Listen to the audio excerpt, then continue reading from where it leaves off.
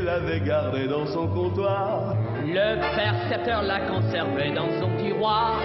La fleur si belle de notre espoir. Le pharmacien l'a dorloté dans un bocal. L'ex-caporal en parlait à le général. Alors par paradoxe, je vais citer Bossuet,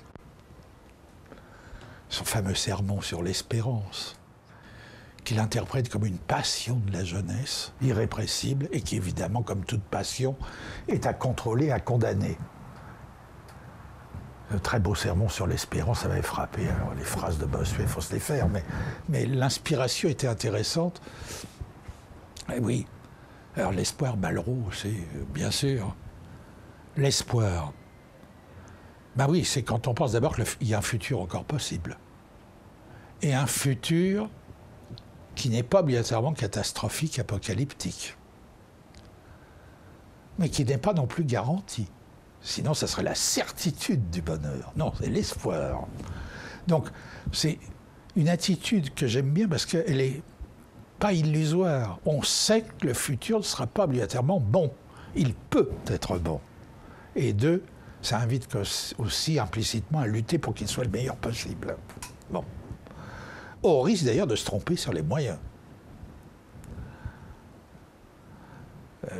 Le dialogue entre Sade et Marat, dans la fameuse mise en scène de Peter Brook, est-ce que nous serons obligés d'être libres? Oui. Et quelle liberté, Marat! Et si j'ai envie de tuer ma voisine, c'est ma liberté. Bon. Et alors oui, l'espoir, c'est ça, c'est admettre qu'il y a encore une possibilité, ce que j'espère encore en 2014, malgré les aspects extrêmement négatifs de notre époque, que un futur un peu moins dégueulasse est possible, peut-être même meilleur. De là, comme chantait Barbara, avec vos aubes plus clairs et vos lendemains qui chantent, vous pouvez aller vous faire l'en l'air, ça peut devenir aussi une mythologie. Le monde meilleur pour demain. L'horizon, définition soviétique de l'horizon. Horizon, ligne idéale à la jonction du ciel et de la terre qui recule au fur et à mesure qu'on avance. Il y avait de l'humour en Union soviétique. Et oui, alors en même temps, ben oui, je voudrais garder jusqu'à mes derniers instants, chevillé au corps, non pas pour moi en particulier, mais l'idée qu'il y a encore des futurs meilleurs possibles. Meilleurs, ce qui ne veut pas dire excellent. Bon. Pas le paradis.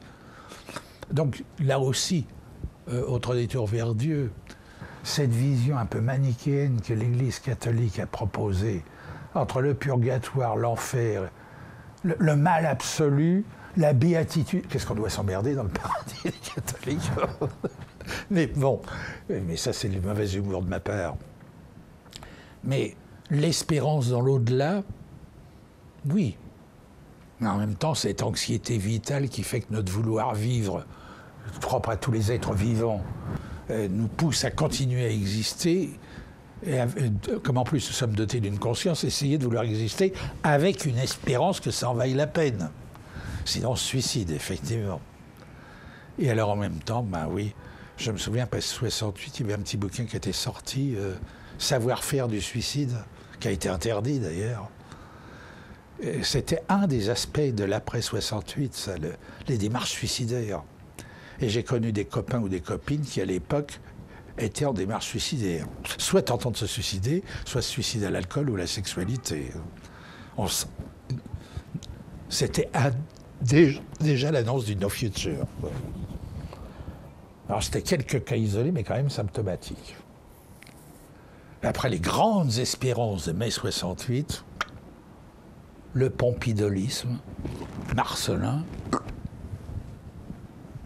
tout est foutu, on met la clé sous la porte et on se lance de la fenêtre du 26e étage. Quoi. J'ai tenu.